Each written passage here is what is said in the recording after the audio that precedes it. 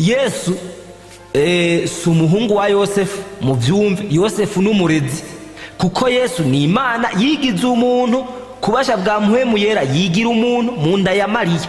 Kandi gitaye ko ni ukuvuga hagati ya Mariya na Yesu, woca wibaza ko Mariya ko ari we yabyaye Yesu, woca wibaza ngo Mariya ngo niwe yatanguye kubaho imbere ya Yesu. No, Mariya yabayeho inyuma ya Yesu, kuko Mariya nawe ni cyaremwe nk'uko nawe waremwe, yaremwe na Yesu. Yesu nabahezagire, uvuga Mariya yibungenza umuremyi wiwe. Naco gituma ngenda kibabwire, Mariya arafise iteka yuko yabaye nyina w'Imana. Imana yamutoranije mu bandi bigeme, ikamutoranya mu bandi bamama.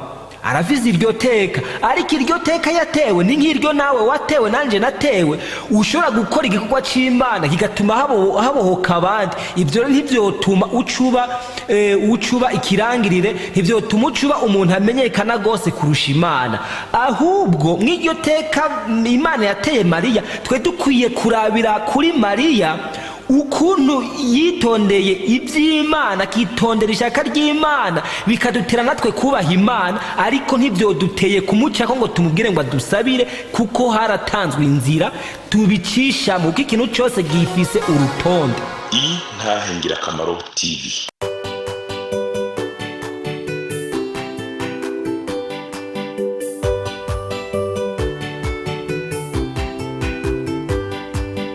Umwami Yesu arindeze, niwatanga amajambo, umunyabyaha ngo renguka, wumva iby'ubugingo. Atugirira ubuntu, akatwiyegereza, amajambo meza cyane yo kuntera umunezero. Niyo meza ndayakunda, ntahatanezera. Bene data, dusangiye urugendo ruja mu ijuru, bakunzi b'Intahe Ngirakamaro TV, namwebwe mwese mudukurikirana biciye mu magroupe WhatsApp atandukanye. Nongeye kubaramutsa muri umwami wacu Yesu Kristo.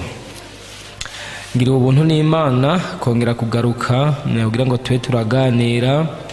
Yesu nashimwe.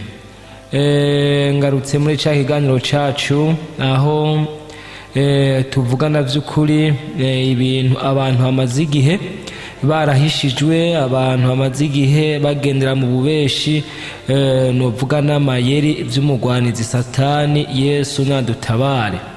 Twagiye tuganira mu bice bitandukanye, mu bice bine bimaze guca hano, mu bice bine vya mbere, ndetse n'abagiye bakurikirana ikiganiro nari maze igihe ntanga citwa tumenye ukuri, niko kuzotugira bidegemvya.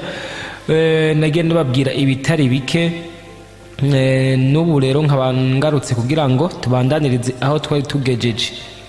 Ubuheruka mwagiye mwumva ibitandukanye, na cyane cyane ku bintu byinshi by'amabanga bisanzwe bikorera muri iyi si, novuga nti ibintu by'umwijima bikorera mu bantu, bikorerwa mu nsengero aho abantu benshi bateranira.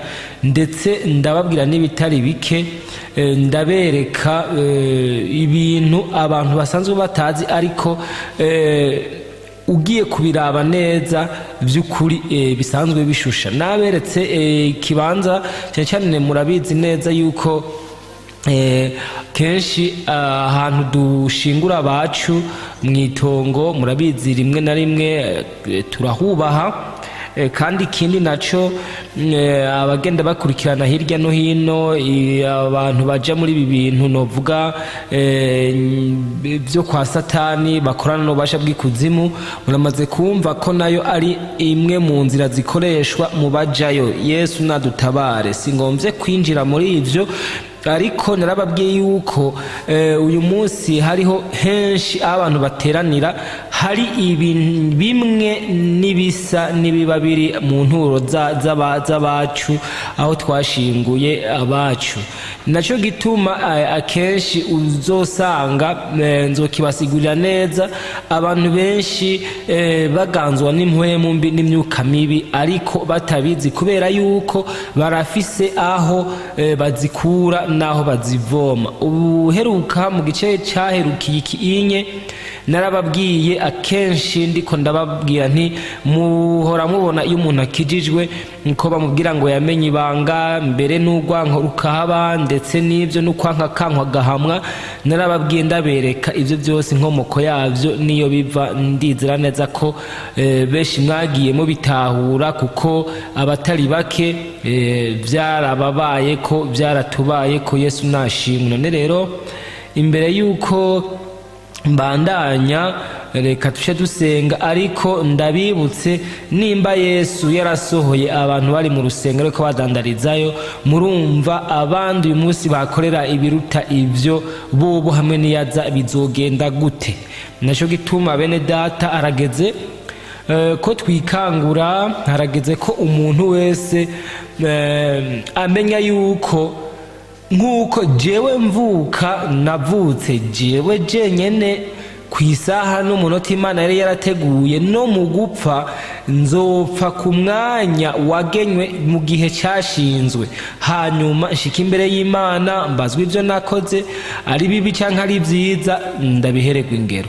Kuko nagenda babwire umuntu yakoze ibibi navyo nyine nabihererwa ingero, kandi niyakoze byiza aragira iki? Arabironkera ingero. Yesu nashimwe. Nico gituma umuntu wese arakwiye kwiraba akimenya akamenya ni yari karaja. Nico gituma byukuri turaza kubirabira hamwe. Reka dusenge. Nyakubahwa Mana Data wa twese uri mu ijuru, se umwami wacu Yesu Kristo, ngushimiye ukwera kwa n'imbabazi zawe n'urukundo dufitiye. Imana tuba hafi buri munsi suko tuba tubikwerera ko n'imbabazi zawe utugirira nyakubahwa. None rero nyakubahwa nye n'imbabazi nyinshi ndakwinginze mwami ubane nanje kandi ubane n'abazokumviriza Mana iki kiganiro mu izina rya Yesu. Imbabazi zawe n'amaso by'umwana wa Yesu Kristo banze bimboneke ko, hanyuma Mana ucawura ukubane nanje, mpwemu wawe Mana abe ari we andongora kandi anyobore Mana. Ubundi je ntacyo no kwishoboza nta n'ibyo mfise nobwira ubwoko bwawe, ariko Mana wewe urabifise ko ni wewe ufise amajambo y'ubuzima. Rero mwami kano kayanda kakweretse urabana nanje, urahaba abari uvuga ntabari je uzobukoze Mana. Byose uri gushimwe n'icubahiro, ushirike gukiza imitima ya benshi mu izina rya Yesu Kristo mbisavyemwo, amen. None rero bene data dusangira urugendo ruja mu ijuru nkuko nagende babwira maze igihe ndiko ndababwira ibintu by'ubasha bw'umwiza biriko birakorera mu nsengero, mbere biriko bituma abantu badakizwa. Kandi iyo turiko turavuga bino bintu haraho benshi bacibaza ngo twibanda kuri bamwe, uyahabe namba, kuko uyu munsi hari abantu biyambitse novuga nti impuzu z'igikizwa, biyambitse impuzu z'ubukristo, bagendana amabibiriya, bagendana amakantike, ariko nabo nyene bari mu bariko bajana bakura abantu ku murongo bakabatwara ku murongo wa Satani. Ngira ngo mu mazi igihe mubibona canke muvyumva hirya no hino aho abantu benshi bariko barirukira bahurumbira ahantu hariko hakorerwa ibitangaza. Hagwiriye za faya, hagwiriye zacakira imigisha, zacakira viza. Nibwo butumwa bugezweho byo gukora ibitangaza, gukiza abagwaye, abantu bagenda bavyirata. Nibyo bigezweho aho abantu basigaye bizera ibitangaza kurushanye n'ibitangaza. No kuvuga mwico gihe abantu baba batanguye kugira iki gusenge bigwamana. Kandi narababwiye nti abantu twitonde kuko jewe ndatinya kandi ndafitiye ubwoba ibi bikoresho biriko birakoreshwa muri iki gihe, ibintu by'amavuta, amazi, ibintu nyene, ibintu by'ibimenyetso bigaragara. Naco gituma kugira ngo mbandanye uyu munsi hari ijambo ry'Imana numva twosangira riri mu butumwa bwiza bwa Yesu Kristo uko bwanditswe na Yohana igice cya 4 ijambo ry'umutwe rivuga ngo Yesu avugana n'umusamariyakazi. Yesu nashimwe. Reka turabira hamwe aya majambo y'Imana, ndabereke burya abantu benshi muri iyi myaka bariko bakunda ibintu bigaragara, ariko ubundi Imana dusenga, Imana twemera, yoyo ntiyemera kandi ntihimbarirwa yuko abantu bayisenga bakekeranya, bayisenga bafatiye ku byo babona. Oya, ahubwo yagomba yuko tuyisenga mu buryo bw'impwemu, kuko nayo nyene ni impwemu. Yesu nashimwe. Reka tuje turabira hamwe ayo majambo y'Imana. Yesu nabahezagire. None rero n'ubutumwa bwiza bwa Yesu Kristo ko bwanditswe na Yohana, ni igice ca 4 dore ku murongo waho wa 19. Uno mugore aramubwira ati, mugenzi, ndabona ko uri umuntu avugishwa n'Imana. Ba sogokuruza bacu basengera kuri uyu musozi, ariko mweho mugira ngo i Yerusalemu niho hantu hakwiye gusengerwa. Yesu arababwira ati, Yesu aramubwira ati, nyizera nyina wanje. Igihe kija kuza si kuri uyu musozi canke Yerusalemu muzosengera Data. Mwebwe musenga ico mutazi, twe dusenga ico tuzi, kuko agakiza gaturuka mu Buyuda. Ariko igihe kiza kandi kirashitse, niho abasenga b'ukuri bazosengera Data mu mpwemu no mu kuri, kuko Data arondera abamusenga bameze batyo. Imana ni impwemu, kandi abayisenga bakwiye kuyisengera mu mpwemu no mu kuri. Yesu nabahezagire. Aya n'amajambo yavuzwe n'umwami wacu Yesu. Yesu nabahezagire. Aya n'amajambo Yesu yishuye uyu musamariyakazi. Ni ikiganiro kinini, ni inkuru nini abenshi mumaze gusoma, mumaze kumva, nubwo turazi yuko abantu benshi muri iki gihe ntibasoma Bibiliya, kuko ndetse n'ivyo barereshejwe, nivyo bigishijwe. Hari abantu babayeho bateze amajambo y'Imana babasomera, ivyo navyo nyene nzobibereka, ndabereka n'ico bica biza konona mu buzima bw'umuntu. Yesu nabahezagire, kuko burya ivyo wisomeye n'ivyo ubwirwa ntibisa. None rero n'iyi nkuru bariko bagiranira kino kiganiro, kandi havugwamwo vyinshi. Murabizi yuko Abayuda n'Abasamariya ko banenana, ntibabonana, ariko ikiganiro baragikoze. Sinashimye gusoma no majambo yose, ariko je ni kuri iyi mirongo, na cyane cyane umurongo guhera ku murongo wa 21.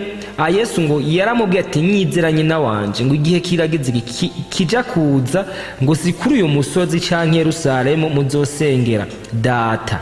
Mwebwe musenga ico mutazi, tweho dusenga ico tuzi, kuko agakiza gaturuka i Buyuda. Imirongo rero ngomba ko duhagarara ko cyane, ariko igihe kiza kandi kirashitse, niho abasenga b'ukuri bazosengera Data mu mpwemu no mu kuri, kuko Data arondera abamusenga bameze batyo. Imana ni impwemu, kandi abayisenga bakwiye gusengera hehe? Mu mpwemu no mu kuri. Yesu nashimwe. Ubwa mbere Yesu yako avuga yuko igihe kija kuza, ndetse cyamaze no kuza, abantu bazosenga Imana mu mpwemu no mu kuri. Yesu nabahezagire. Acavuga ngo kuko Imana ni iki? Ni impwemu. Ngo kandi Data nawe ngo ashima bamusenga bameze batyo. No kuvuga bameze ngo iki? Basengera hehe? Mu mpwemu. Ninaco gituma rero bene Data, Shetani n'umunyamayeri akomeye, kandi nagenda babwire amayeri yiwe ari mu bwenge buhanitse cyane. Burya ikintu abantu kenshi biyobagiza, dusoma Yesu muri ge minsi 40 yari karageragezwa n'umugwanizi. Ugiye kuraba amajambo Satani yatega Yesu ari muri Bibiliya. Herega Satani Bibiliya arayizi, none atayimenya se ntiyabaye mu ijuru? None Bibiliya ndibwira ko yari umumarayika mukuru, Imana idutabare. Ni ukuvuga amajambo y'Imana irayazi, naco gituma Satani agomba kugufata neza haraca no muri Bibiliya akakwereka ijambo. Ni bangahe bama baguye mu vyaha umugwanizi yabategeye kwijambo. Ni naco gituma muri iki gihe abantu benshi ndetse n'abakijijwe bariko baragwa gahenebere kubera iki?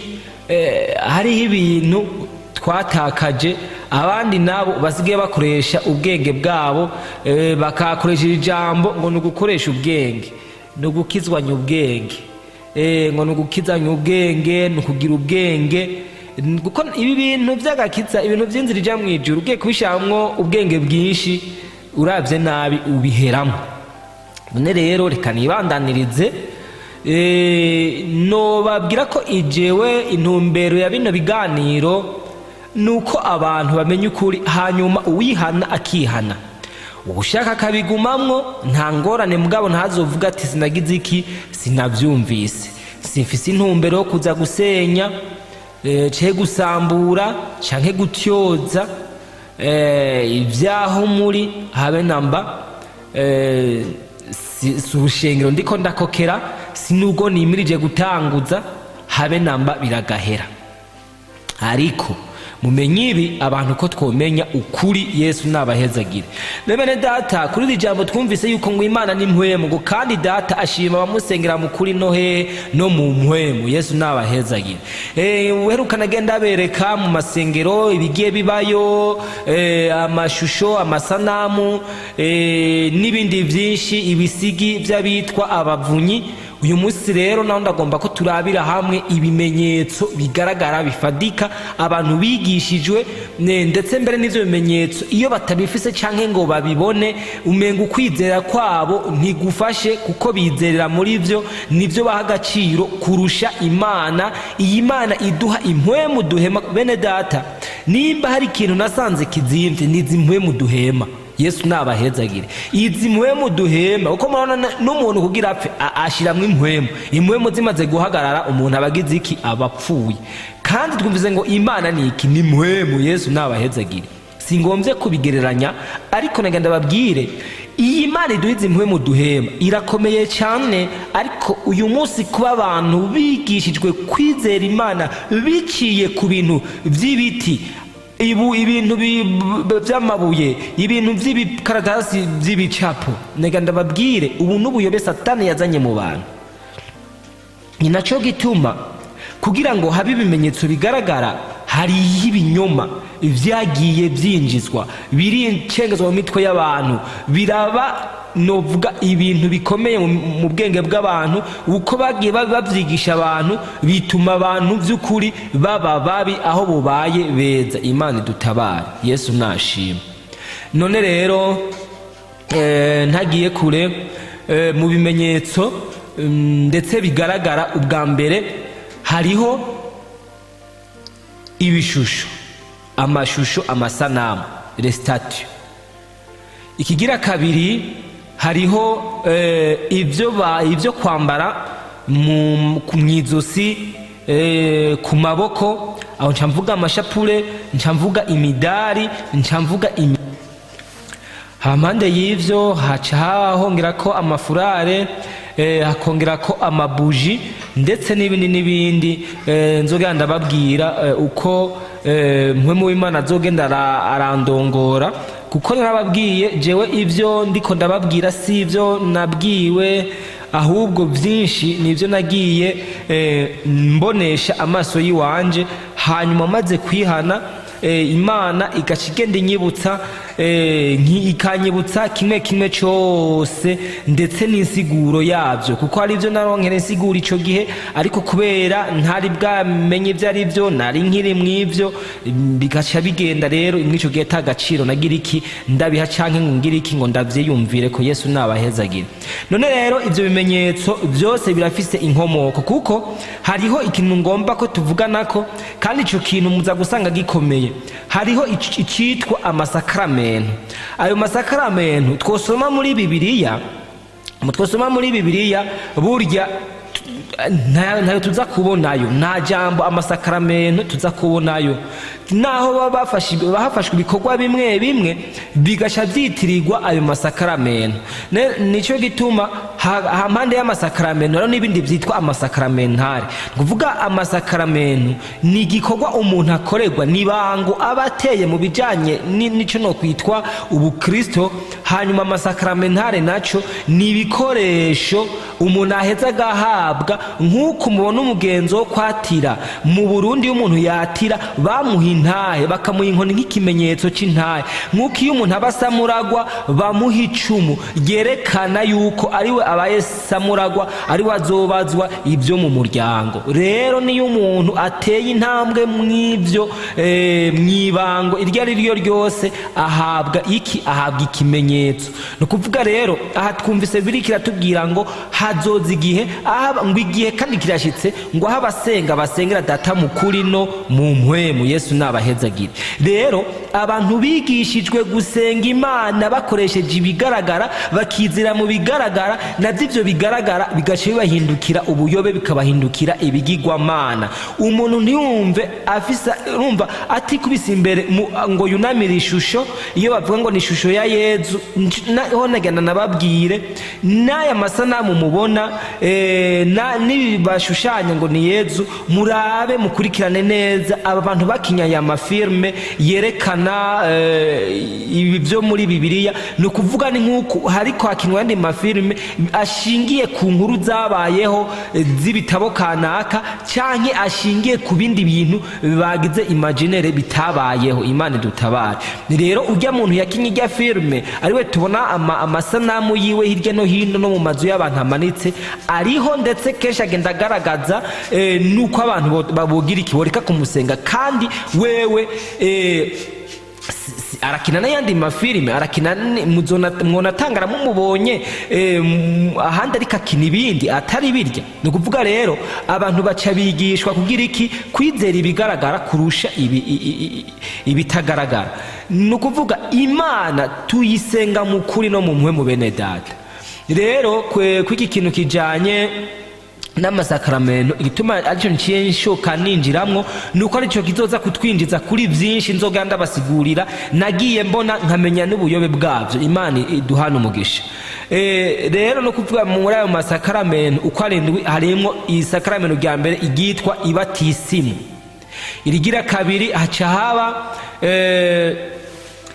isakaramentu ry'ikigongwe, hanyuma ukaristiya, hagaca haba rigira kane rivuga ngo gukomezwa muri mutima mweranda, hagaca hakurikira ukubaka rukristu, hagaca hakurikira isiga ry'abagwaye, hanyuma ubusaseredoti.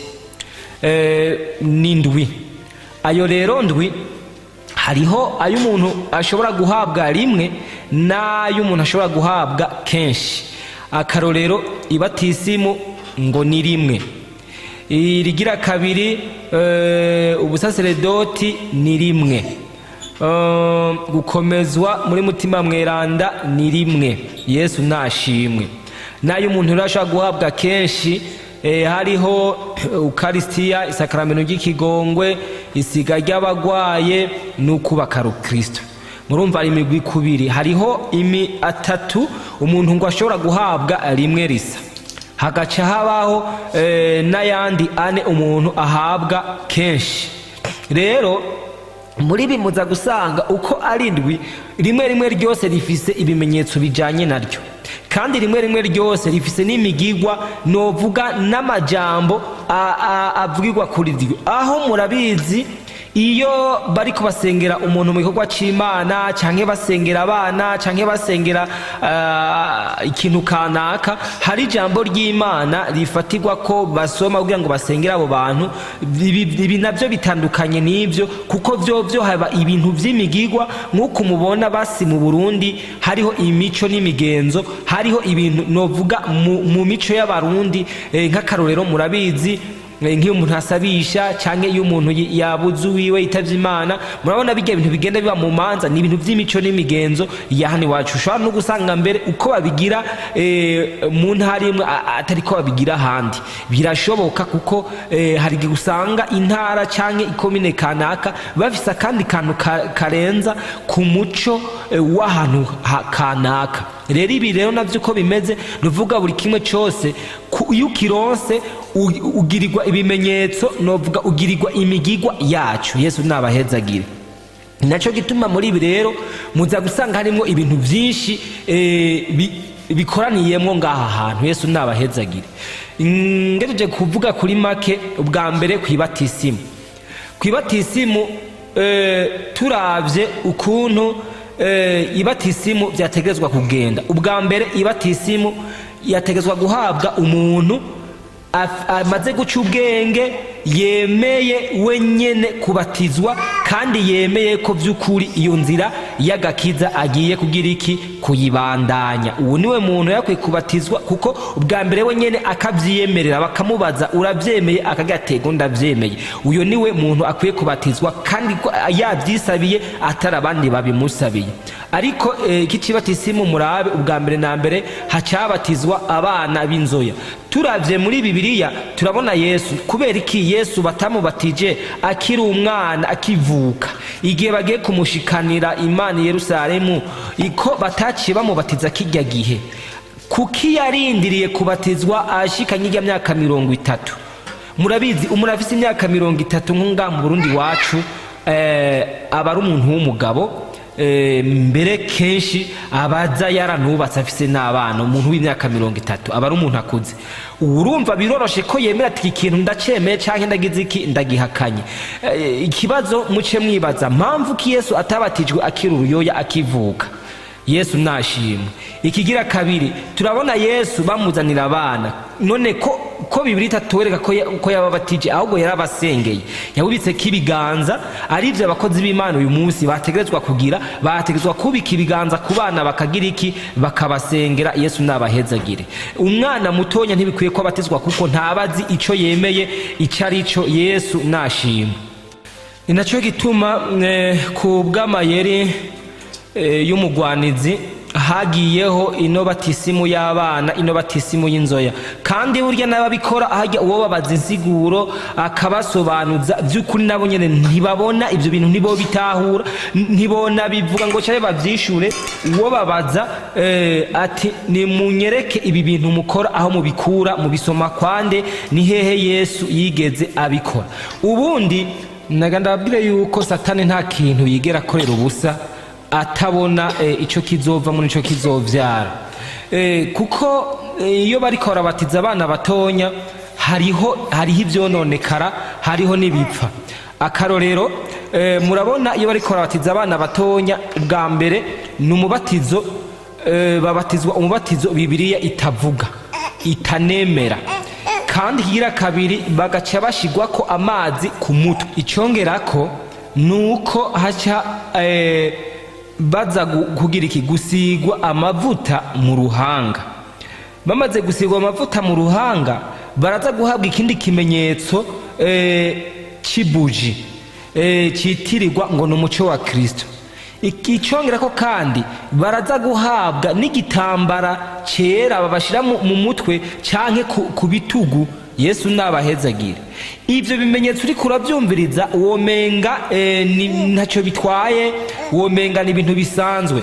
Ariko bene data nagenda babwire yuko ivyo bintu birafise insiguro, birafise n'ico bikora. Yesu nabahezagire. Ni naco gituma muri aya masakaramentu yose ni make muza gusanga muzobona cyane cyane amavuta.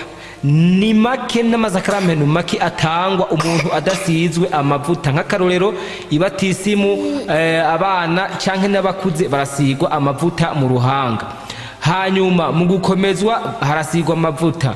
Kwisiga ry'abagwaye barasigwa amavuta. Ku busaseredoti barasigwa amavuta. ni ukuvuga aho tuza gusanga umuntu adasigwa amavuta ni ku isakaramento ry'ikigongwe, ni ku isakaramento ry'ukarisitiya no ku isakaramento novuga ryo kubaka rukristo. None rero bene data, kuri ibyo bintu mwumvise ibyo bagenda bashigwako, si ibyo gusa, hari n'ibindi muzogenda mwumva, kuko iyo umwana ariko arabatizwa baramuca n'urumenyetso rw'umusaraba mu ruhanga. Ubwa mbere bikagira patiri, hanyuma ababyeyi biwe ndetse n'umuhagarikizi. Ibyo byose akarorero je n'ubu nguma ngaruka, none Yesu umuhagarikizi wa Yesu ninde yahagarikiye Yesu, ninde yafashe ku bitugu Yesu igihe abatizwa? Ibyo byose muza gusanga hariho n'ibyo bifitaniye isano, uko nababwiye mu mico n'imigenzo by'ikirundi. Muzorabe kenshi niyo umuntu ahabwa intahe iyo yatigwa aba afise umuvyeyi agira iki, amuvyara ku ntahe. Abafundi ababubaka, umufundi yari kariga aba afise umuvyeyi amuvyara, amukurikirana muri ivyo by'ubufundi. Rero naho nyene niko bimeze, Imana idutabara. Rero muriko murumva bino bintu womengana ibintu nyene biri ngaho bisanzwe, ntaco bitwaye gusigwa amavuta, nta ngorane. Ariko bene data nagenda babwire, muri ibi bintu ijambo ry'Imana ryatubwiye ngo igihe kirageze, mbere mu gihe kiza ati mbere cyageze aho abantu bazosengera data mu kuri no mu mpwemu. Ati kuko Imana ni mpwemu, kandi ngo data akunda bameze batyo, ngo akunda bamusenga bameze gutyo, bamusengera mu kuri no mu mpwemu. Yesu nashimwe. Nimba Yesu igihe yabatizwa atamuhagarikizi yari afise, bakaba bamwibije muri Yorodani, bijya byose kurya byagenze n'imyaka batirijwe ko amaze guca ubwenge, kuko birashoboka ko mu mico n'imigenzo vya kiya gihugu yarimwo ko bitari byemewe yuko umuntu novuga agira ijambo canke igikorwa kindi ajejwe yokora atamaze gushikana ijya myaka. Naco gituma twebwe iwacu vyarikwiye ko abatizwa umuntu amaze guca ubwenge, amaze kumenya ati je bino bintu ngiyemwo ndabigiyemwo ndabizi nibi. Yesu nashimwe.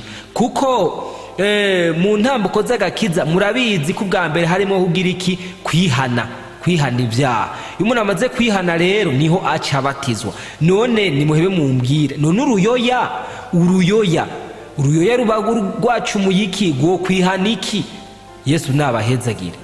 Naco gituma ibi bintu ari mwibanga rinini rikomeye rya Satani. Abantu mwoca mwaza ngo ni ibintu bisanzwe, ariko ni ikintu gikomeye kandi giteye ubwoba. Jewe niyo ndacibutse nukuri ndaje hano nkiyumvira ntibi bintu mani, ibintu biteye ubwoba gose. Muti gute? Jewe aya mavuta babasiga twarayakoresha nabo mpatiri nababwiye, kandi aya mavuta ndabibutse natangiye gukora iki ibiganiro ndababwira aya mavuta ahezagirwa rimwe mu mwaka, bayahezagira ku munsi witwa uwa gatatu mweranda, mu ndwi bitindwi nyeranda, mu gihe gica gikurikirana na Pasika. Ahezagirirwa muri buri diocese, abapatiri barakorana, hanyuma bagahezagira ayo mavuta. Bavyita ntabyo iyo misasi nayigiyemwo, ariko niyo ahezagirirwamo, kuko uwo twagendana yarabimbarira. Naco gituma bene data ibi bintu uri kurabiraba canke uvyumva womenga ni ibintu bisanzwe. Reka ndababwire, je nk'ayo mavuta ubwa mbere nk'uwa yakoresheje turiko dusengera abandi, nkabamenyesha ko je muhiraho mvuka, ngira ngo no ku muryango w'inzu ayo mavuta yarasizeko, no ku meza yo muhira, ndetse n'itara twakoresha turiko turasengera abashikanje bari bagwaye, uko nagenda bishikiriza mu ntahe nahereyeko. Cyo tubana banje kubashingira irya ntahe kugira ngo mwumve neza ivyo ndiko ndababwira ivyo ari byo. Abatayumvise murashobora kugenda ku Ntahingirakamaro TV ukandika kinaya niyo nizeri, canke ukaraba muri ibi biganiro bishasha ndiko ndakora muri iki gihe, canke muri tumenye ukuri niko kuzoba tugira abidegemvya. Yesu nashimwe. Nagenda bivugamo, ariko n'ubu sindambirwa no kubibabwira. Aya mavuta narayasizwe maze kwihana, naragwaye ndamugara uruhande rw'ibubamfu guhera mu bitugu aho bari barayanze ko yari yansize mu kuboko kw'ibubamfu no mu bitugu ndamugara gushika no mu kuguru. Yesu nashima. Aya mavuta ni mabi kandi mwarumvise ibyo Aziza Christine yatubwiye. Ibi bintu ni ibintu biva mu kuzimu, si amavuta nyene bakoresha uko onye, kandi no kugira bayagusige hariho ibyo batura, hariho imitongero bayatongererako, no mu kuyahezagira hari ibyo bayatongererako. Naco gituma bene data ibi bintu muvyitondere. Naco gituma kubera bya bimenyetso umuntu aba yashizwe ko bwa mbere y'amavuta aba yasizwe. Ajya amavuta aza kwica umwana mu buryo bw'impwemu, ni ukuvuga ni nk'igitambara baba ni nka kasike babashize ku muntu izotuma ivyo bazomubwira byose wewe abona yuko ibyo arimo ariko kuri. Naco gituma abantu benshi uyu munsi n'abafana b'amadini gusa. Umuntu nimubwiye uti ni wihane, nagenda kubwiza ukuri, uri kurabwira umuntu ngo ni wihane akaba ati je narihanye. Cyangwa niba kurababwiza ukuri ntibajyana ngo biyumvire bati ibi bintu reka tubanze tubigenzure neza turabe ko ari byo cyangwa atari byo. Oya, babona ko ari byo kubera yuko babishizwemo bakiri batonya, n'ububasha bubakoreramo baba batabizi. Umuntu ashigwamo akiri uruyoya muri rya batisimu y'inzoya. Kenshi abari iyo muzobibona iyo hageze yuko bambaza ajya amazina y'aberanda kugira ngo imbere ko abatizwa basuka k'amazi, muzobona abana bace bavuza induru bakarira, abana bagatangura kurira mbere niyo batanguye kubasuka k'amazi bakarira. Ndabaza abavyeyi, mbega mwebwe ntimora mwoza amazi akanye abana banyu none bace barira kugira bavuze urwamo mw'isengero? Birya bintu mwibaza ngo ni ibintu biri ngaho bigarukira ngaho, ariko umwana wewe hari ico wewe hari guko umwana murabizi no marayika nta cyaha aba afise. Mwico gihe rero wewe hari ahandi hantu aba yinjijwe hatandukanye naho yari agize iki yarari. Hari ubundi bubasha abashizwemwo butari muri we. Yesu nabahezagire. Naco gituma ubona kugira ngo umuntu arinde yihana, arinde yemera kuzobatizwa umubatizo w'amazi menshi, yarasutswe kajya amazi yo ku mutwe, biragoye kuko ni nk'umugozi, ni nk'umunyororo Satani aba yamushizeko kuburyo bwuko ivyo yokora byose n'ivyo yogira byose aba mufise. Yesu nabahezagire. Cyo nababwiye ntimwitonde, ibi bimenyetso birafise insiguro nico bigize iki bikora. Nababwiye iki kintu cy'amasakaramentu kijana n'amasakramentari, kandi cyo kintu ni kinyoma, n'uburozi, n'ubwicanyi. Yesu nabahezagire. Ndakivuze muri ubu buryo kuko uzokumvika imvuze atari ico nanyereka ahantu handitse amasakaramentu ngahehe muri Bibiliya. Nibyo koko turabona yuko Imana irema niyo yatanguje urugo rwa mbere igihe cya Adamu na Eva. Kigira kabiri turabona umwami wacu Yesu abatizwa, turabona atanguza ingaburo yera, turabona novuga niki kintu zenya bahabwa mpwemu yera, umuzi wa mpwemu yera. Ariko ukuntu mpwemu yera aje ku ntumwa bitandukanye n'iki cyitwa ikonfirmation, ariko gukomezwa muri mutima mweranda biratandukanye cyane, ntibisa. Naco gituma ibi bintu by'amasakaramentu byaje ari gihushane c'ivyo dusanga muri Bibiliya. Reka ndabibereke bimwe muza gusanga ari gihushane.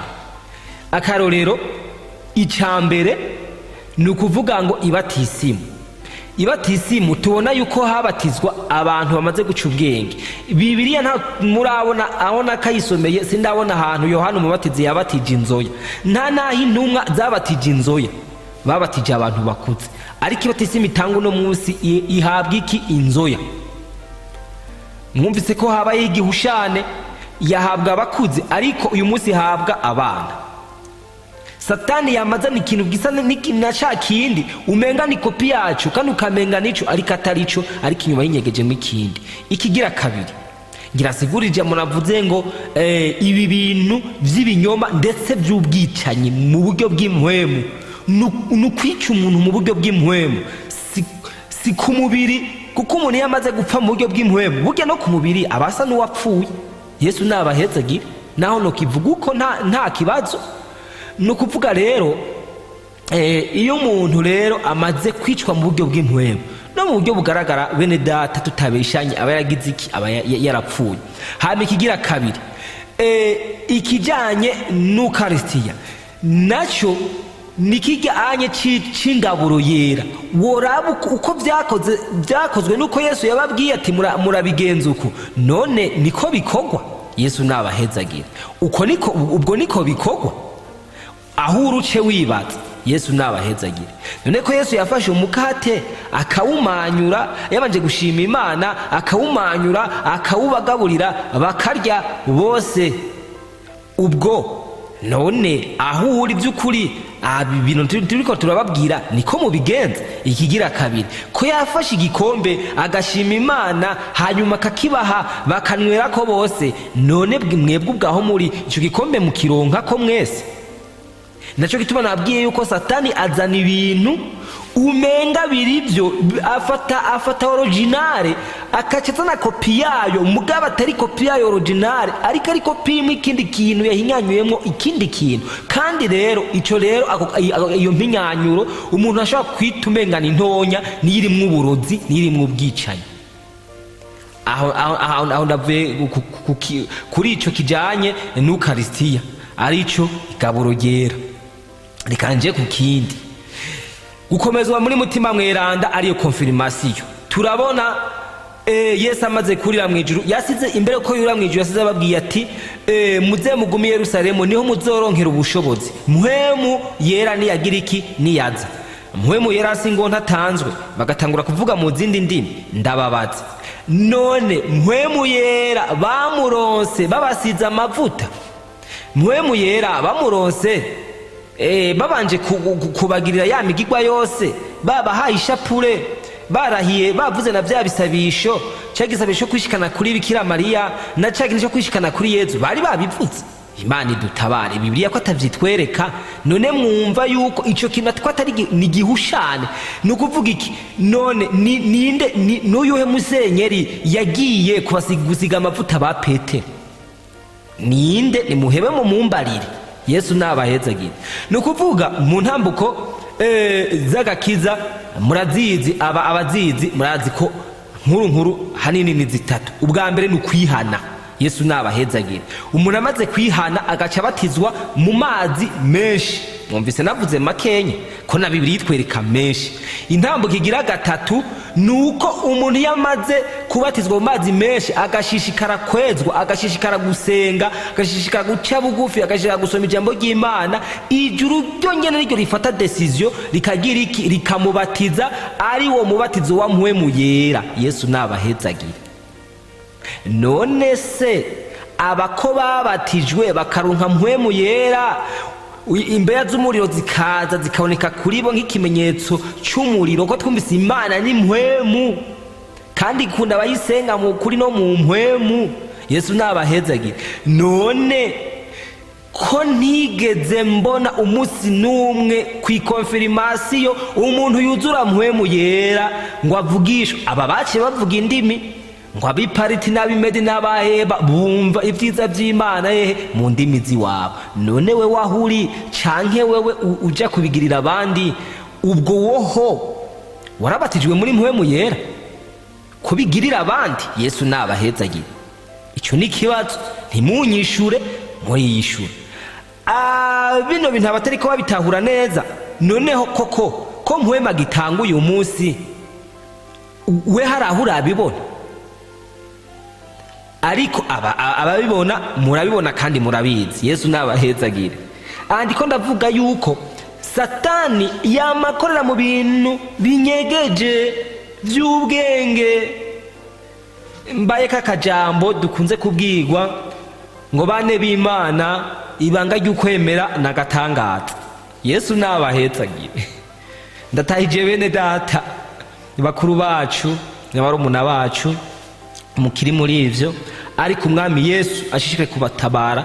Ndabasabira Imana mwumvibi, umuntu wese arakwiye gufata ingingo akamenya iyo ari karaja ataravye mugenzi we, umuntu akihana uko ijuru ni iry'umuntu ku giti ciwe. Yesu nabahezagire. Ndabandanya kuri ico niko ndababwira, nukuvuga iki rero? Ba Petero ntawaje kubasiga amavuta, ariko bari hehe? Bari bakoraniye hamwe, kandi yajya bari bakoraniye hamwe musomye neza Bibiliya muza gusanga Mariya wenyene ubwiwe nyina wa Yesu. Muranyumva kandi muntegere, Mariya nyina wa Yesu na bene nyina na Yesu babandi Bibiliya itubwira ariho bari, niho bari. Mpwemu Yera nawe nyene nukuvuga bamuronse mu bandi, kanatsinda muri bo. Murabona ko hariho n'uwanditse icete, urya cete ca Yuda, si Yuda Isikariyote, ni Yuda mwene nyina na Yesu. Yesu nabahezagire. Muze mwene nyina nukuvuga basangiye mama ariko ntibasangiye papa. Ico ngira muracumva nk'abarundi naho abantu bagenda bavyiyobagiza. Yesu nabahezagire. Kuko abasangiye se bavuga ngo ni bene se canke kene se. Abasangiye nyina gusa ni bene nyina, basangiye nyina ariko ntibasangiye. Impamvu ari bene nyina, Yesu si umuhungu wa Yosefu, muvyumve. Yosefu n'umurezi, kuko Yesu ni Imana yigize umuntu kubasha bwa Mpwemu Yera, yigira umuntu mu nda ya Mariya. Kandi gitayeko nukuvuga hagati ya Mariya na Yesu, woca wibaza ko Mariya ko ari we yabyaye Yesu, woca wibaza ngo Mariya ngo niwe yatanguye kubaho imbere ya Yesu. No, Mariya yabayeho inyuma ya Yesu, kuko Mariya nawe ni caremwe nkuko nawe waremwe, yaremwe na Yesu. Yesu nabahezagire. Uvuga Mariya yibungenza umuremyi wiwe. Naco gituma ngenda kibabwire, Mariya arafise iteka ryuko yabaye nyina w'Imana. Imana yamutoranije mu bandi bigeme, ikamutoranya mu bandi bamama. Arafise iryo teka, ariko iryo teka yatewe ni nk'iryo nawe watewe nanje natewe. Ushobora gukora igikorwa c'Imana kigatuma habohoka abandi. Ivyo ntivyotuma ucuba ikirangirire, ntivyotuma ucuba umuntu amenyekana gose kurusha Imana. Ahubwo mw'iryo teka Imana yateye Mariya, twe dukwiye kurabira kuri Mariya ukuntu yitondeye iby'Imana, kitondera ishaka ry'Imana, bikadutera natwe kubaha Imana. Ariko ntivyoduteye kumucako ngo tumubwire ngo adusabire, kuko haratanzwe inzira tubicisha mu ikintu cyose gifise urutonde. Bene data, aho naho nyene tuzoyinjira ko cyane, ndabahabere kuko n'abantu twahenzwe, abantu bahenzwe. Ubundi Mariya yaratewe iteka n'Imana, kandi afise iteka nemeza rikomeye, kuko yakoze igikorwa gikomeye abamama benshi batoshobora muri kino gihe atari Imana ibashoboje nkuko nawe nyene yashobojwe. Rega hajya yarashobojwe, yadashobozwa nawe nyene ntiyari kubishobora. Yesu nabahezagire. Cyo gituma iryo teka yatewe ni nkuko nawe waritewe. Uri mama w'abana, uri papa w'abana. Ugo ruvyaro wahawe ni warukurikirana neza, ukavyigwigisha ivyo kugororoka, rugakurira mu ijambo ry'Imana, gubaha Imana, hanyuma ukazokora neza ugashika mu ijuru. Nawe uri umuhigwe nkuko Mariya ari umuhigwe. Impera zoronka niyo nawe uzoronka, kuko nawe uri umugororotsi. Yesu nabahezagire. Ico mukimenye bene data mugitahure. Reka ndaharengane aho twari kuyo biti confirmation. Tuzoga tuvyinjiramwo kimwe n'ukuntu gikorwa. Hanyuma tuce tugenda tuvuye ku confirmation, tuca tuja kubusa kubaka Kristo. Nta kinini nja kwinjiramwo, kuko bya bimenyetso nababwira ikiza kuba gusa nama amazi ngaonye araza kuhaba. Naho nyene hageze ivyo guhezagira impeta amazi, ariko nta mavuta ngaza babasiga. Reka tugende na cyane kwisiga ry'abagwaye. Yesu nabahezagire. Muntabare mumbwire, munyereke aho Yesu agiye gusengera abagwaye. Twama dusoma ahantu yakoresheje ivyo bintu, yagenda basize amavuta, akabaca ko umusaraba mu biganza no mu bitugu, nkuko nanje narabikorewe. Ariko je sinari nabikorewe kuko ngwaye, ariko nari nabikorewe kugira ngo nsengera abandi. Kandi ayo mavuta nagenda bagira maze kuyasigwa, naciye nja mu yindi si. Ni naco gituma kenshi abantu basizwa ayo mavuta bari ku mfiro ni kwijana, ni bake bakira. abenshi batera bapfa.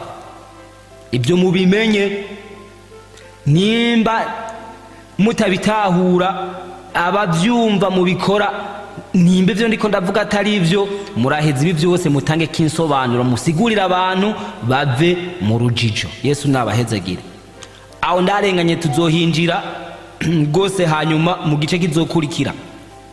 Tuce tugenda twavuye kwisiga ry'abagwaye, tunyaragase na hehe ku busaseredoti, naho nyene ya mavuta baragira iki, barayasigwa. Yesu nabahezagire. None inkacyambaza, mbega bera ba mbere bariko barasenga igihe twubona basubiriza Yuda, amavuta nayahe mavuta bamusize? Uwo umusubirizi wa Yuda Isikariyote, nayahe mavuta bamusize? Ba Pawulo nayahe mavuta basizwe? Ahubwo amavuta basigwa ni bya jambo ry'Imana ryatubwira ngo mu gihe kiza ngo ntoge gusenga data mukuri no mu mpwemo, kuko ngo data ngo ashima abamusenga bameze gutyo, bamusenga mukuri no mu mpwemo. Nukuvuga amavuta basigwa na mavuta y'ijuru yo mu buryo bwa mpwemo, sa amavuta agaragara y'uyu mubiri tubona. Ayo niyo mavuta ukeneye, niyo nanje nkeneye kugira ngo tuze turamirize. Naco gituma no mu rujya mugani w'inkumi 10, ajya mavuta si peteroli, si essence, ahubwo ajya mavuta na mavuta ya mpwemu yera, kuko umuntu atarongorwa na mpwemu yera si umwana w'Imana. Ibyo tuzobigarukako. None rero mu gihe utari umwana w'Imana ucumenya so ninde, aho ucumumenya, kuko udafise ayo mavuta. Murabizi moteri itagira amavuta icipfa, udafise amavuta uba warapfuye.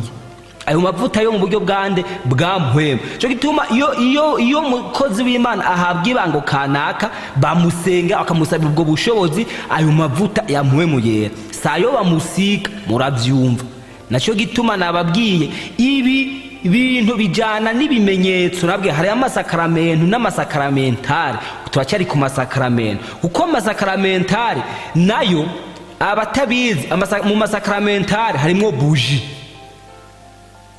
Tukiri ku cya buji ni igikoresho kimwe gikoreshwa muri aba bantu b'abafrimasoni n'abaeliminati n'abasataniste bakoresha iyo bari kubagira imigirwa yabo ya incantation yo kugira baje binjire ikuzimu, baronka inzira bamanuka ikuzimu. Nkuko nababwiye mu nzira bacamwo ko harimwo mwitongo dusangayo inturo z'abantu. Narabwiye ko masengero menshi naho situma katedrale usanga ariho hambwe abasenyeri.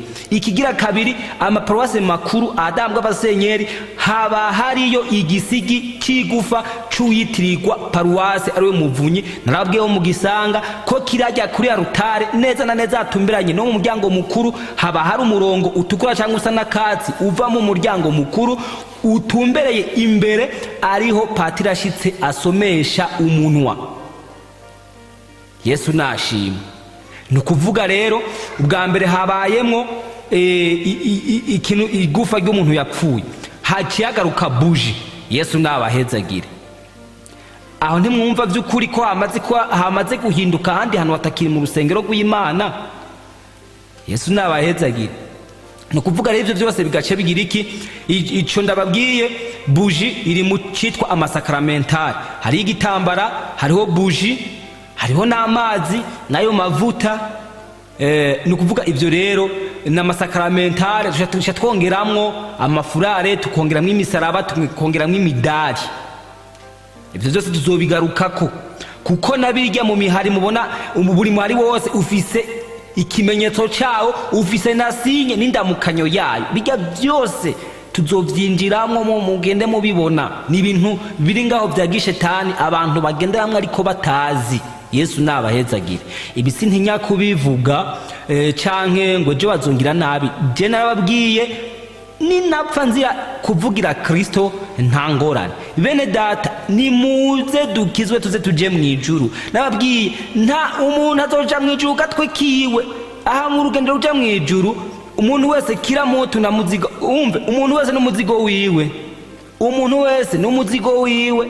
Naco gituma icyo nobabwira, nturabe uwari imbere yawe, yaba pasiteri, yaba patiri, yaba inde, uwo ntumuhanga amaso, hanga amaso Kristo. Ninaco gituma turakwiye kuraba iki jambo ry'Imana rivuga, nico dutegereza kikaba cyo dukora, tukaya kwa abanyedini, tukaya kwa abafana b'amadini. Bene data, Imana ikadutabara, kuko abantu benshi uyu munsi bishwe no kuba abanyamadini, bishwe no kuba abanyamategeko b'amadini, bishwe no kuba abantu nyene bakorera idini gusa, ari abanyedini. Uvuze ikintu yona gusimbira, ari navyo byagiye bibyara intambara nyinshi z'amadini, abantu bakicana. Mbere hageze naho hariho n'intambara batazira ngo ni intambara ntagatifu. Hariho n'abantu uyu munsi azi neza yuko yishe abantu benshi abakoreye Imana. Kubera iki? Uburozi abantu bariye mu cyitwa ijambo ry'Imana. Yesu nabahezagire. None rero reka uyu munsi ngeze ngaha tuzobandanya, ariko icyo mwomenya coco, iki kintu cyitwa amasakramentu kirimo ikinyoma n'ubushobozi bukomeye bwa Satani. Icyo mukimenye, nababwiye aya masakramentu uri wihweje neza, usomye Bibiliya ubona ibindi bisa nayo. Muri Bibiliya siyo, ubona ibisa nayo.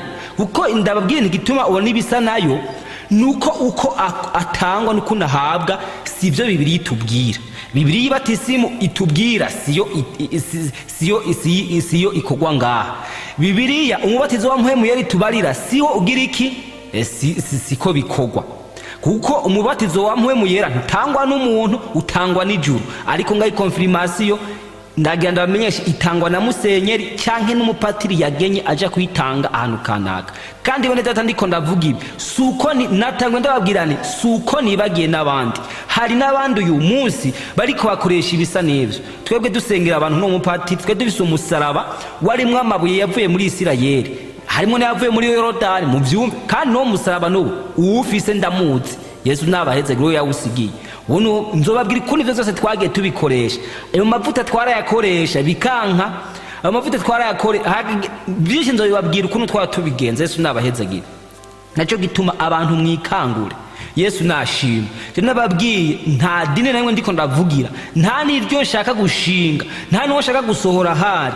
Ariko nubwo nashaka gusohorayo, umenye ibi: umuntu natihana ngo yihane ibyaha, areka ibyaha, agororoke, amaze kwihana abatizwe, agera ikirenge mu cya Yesu, hanyuma asaba Imana ubwira gatatu aronke Mpwemu Yera.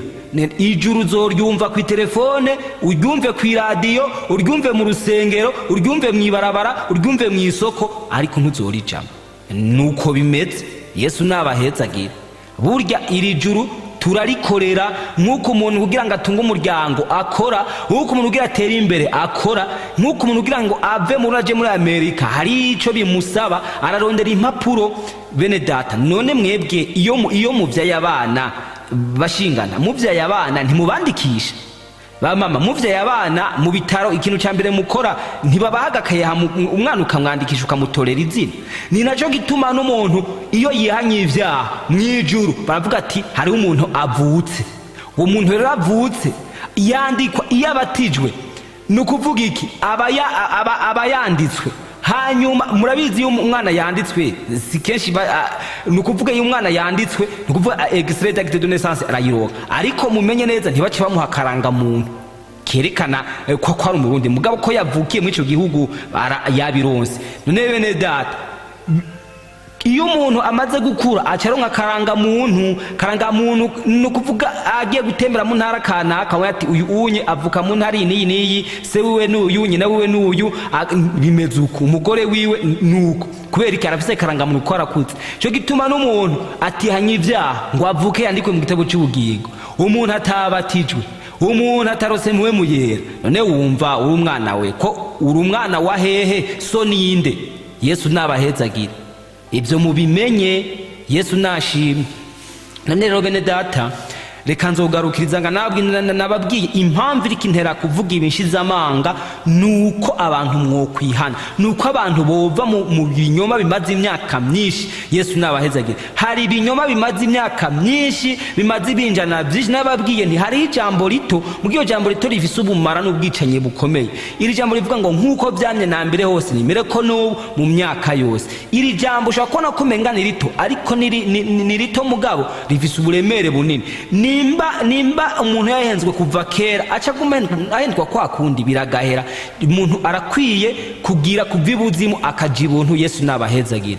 Kandi byukuri iyo turiko turababwira bino biganiro cyangwa tubabwira bino bintu biba byaratubayeko, suko tuba twumva biduhimbaye ko tuguma tubivuga. Nk'ubwo nk'akaro nka jewe ibi bintu nabayemwo byarambabaje, birankomeretsa, bisiga mu mutwe nsa n'uwaturubuye, kuko ndababwire byafashe igihe kitari gito kugira ngo nsubire ntekane, kuko nahuriyemwo n'ibintu byinshi. Nahuriyeho n'ibintu nakubiswe inkoni nyinshi n'abadayimoni, ngenda ngira ibitero kugira ngo ndinde nsore ikiganiro. Ntibiba byoroshe, ariko kubw'ubushobozi bw'Imana, kuko nanje mfise ikimpatira n'ikinsumikira gukora ibi, ari data nemere gukorera kugeza mpfuye cyanke Yesu agarutse. Narabimwemereye ko nzomukorera. Naco gituma bene data ndiko ndababwira ibi, uvyumva, ubitahura, uzobitahuzwa, uzobishoboza niyihane bene data, kuko igihe dusigaranye ni gito. N'ubu mwoza mwumva bihindutse.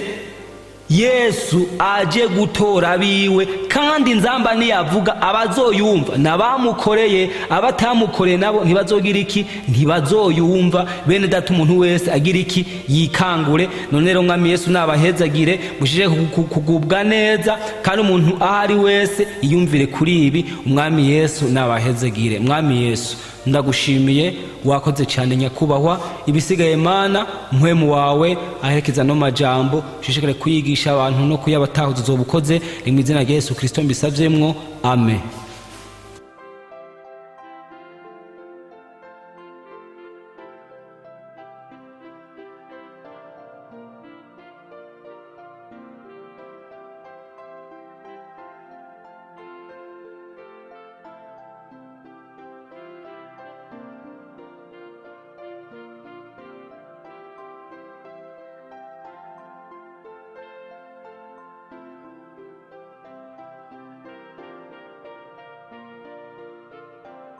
ukaba nawe ufise intahe wifuza gutanga cyangwa izindi nyigisho cyangwa ugomba kuduhuza n'ubifise, twandikire kuri ino nimero ya WhatsApp 68 884 981 68 804 canke 68 42 14 47 68 42 14 47. Kaze twiteze intahe zivuye muri mwebwe kugira natwe tuzisangiza abandi. Izina rya Yesu rirusheho guhabwa icubahiro. Kaze, Imana ibahezagire. Niyo meza ndayakunda, ntahatanezera.